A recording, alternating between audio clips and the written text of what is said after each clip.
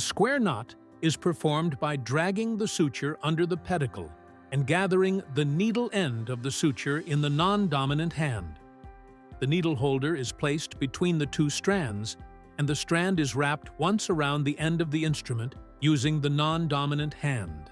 The needle holder is then used to grasp the free end of the suture, and the hands are moved to the opposite sides of the pedicle, pulling the suture through the loop and creating the first throw. Avoid pulling up on the suture, which can disrupt the knot and create a half hitch. Instead, pull the suture in a horizontal plane with even tension on each strand. To complete the square knot, the instrument is placed in the center, between the two strands.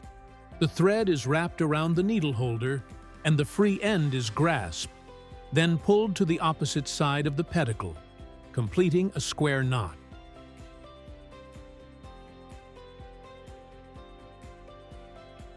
A surgeon's knot is performed in a similar manner to the square knot, except that the instrument is wrapped twice with the suture before grasping the free end of the strand.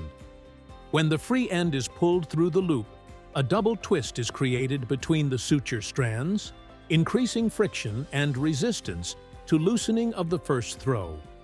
Once the first throw is completed, the instrument is placed in the center between the two strands and is wrapped a single time for the second throw and for all subsequent throws.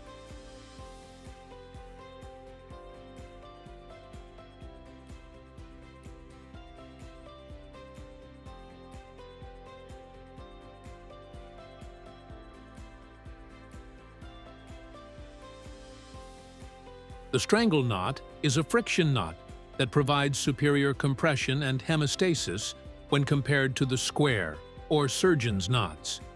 To create a strangle knot, hold the suture in the non-dominant hand and place it on the far side of the pedicle. Insert the needle holders underneath the pedicles, grasping the free end and pulling it towards you.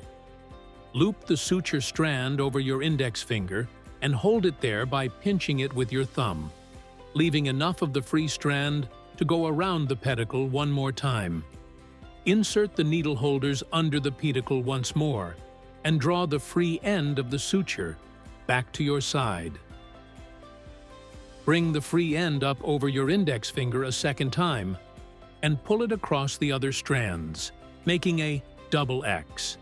Secure the free end by pinching it with your thumb while you insert the needle holder through the double loop that you have created.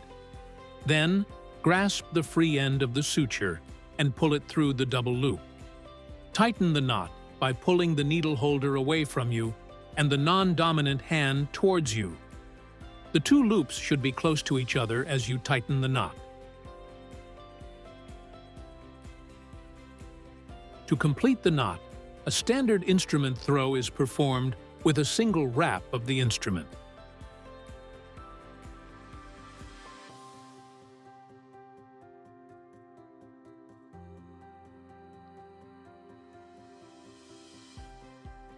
The modified Miller's knot is an alternative to the strangle knot.